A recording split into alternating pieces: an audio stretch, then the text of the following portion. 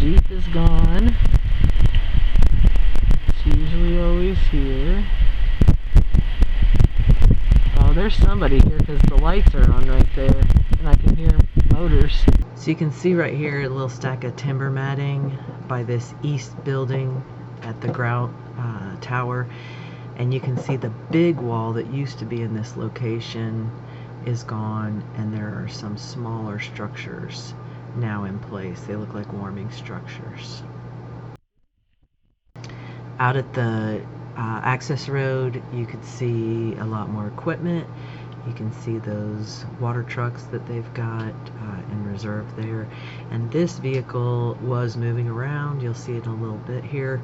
It appears that they're doing a lot of maintenance, maybe, on equipment today. There's very few people. Oh yeah. They're working back here. That guy is moving over. Yeah. That's that same truck that was parked back by the pit the last time we were here.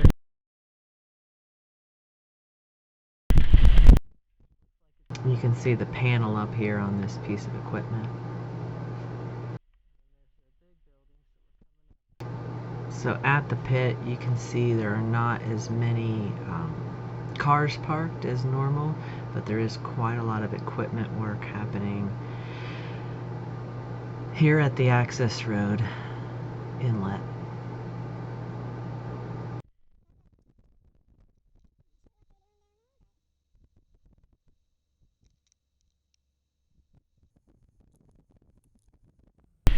And then here's the pit. You can see the green hoses going into the pit. Not a whole lot of trucks back here. And you could hear there was not any evidence of water coming into the pit at this location on Thanksgiving Day. Well, the Aquifer breach ain't important enough to keep working on. We got a turkey to eat. So this is the far west end of the project area. You can see they've got some erosion barrier here in the foreground. There's that truck that's parked back at the pit right there, and that's where you've got your drill rig and your grout semi, extra water trucks. We could see where some operators were working in the woods north of the far west end of the operation. Oh yeah, there's some dudes down there. As you see one track host standing still, and then there's another one to the left of it, back in it.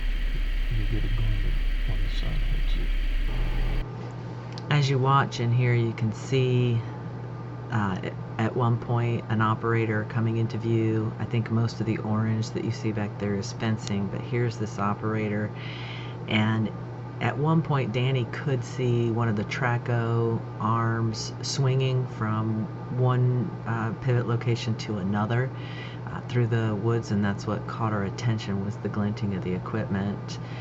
And it looks to be 3 Tracos back here through the trees, though it's hard to tell completely distinctly what's happening in this area. It does look like quite a bit of tractor activity here in this northwest area of the Aquifer breach work site.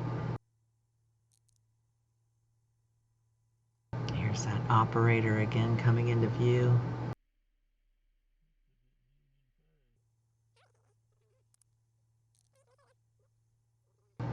And you see him coming up again here between the 2 Tracos.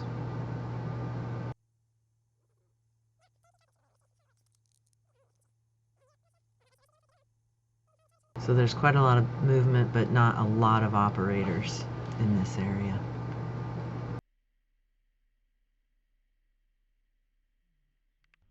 And this again is the drill rig and the grout tower to the east.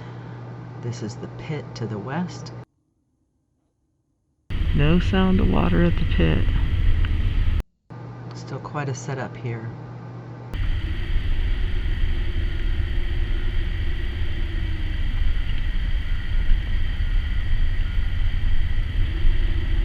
You can hear the beepers on the backup.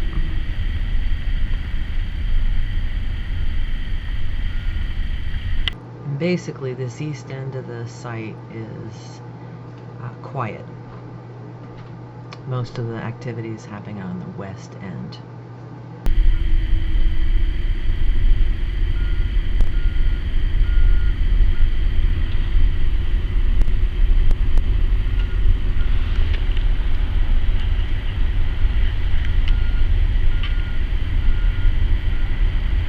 You can hear them.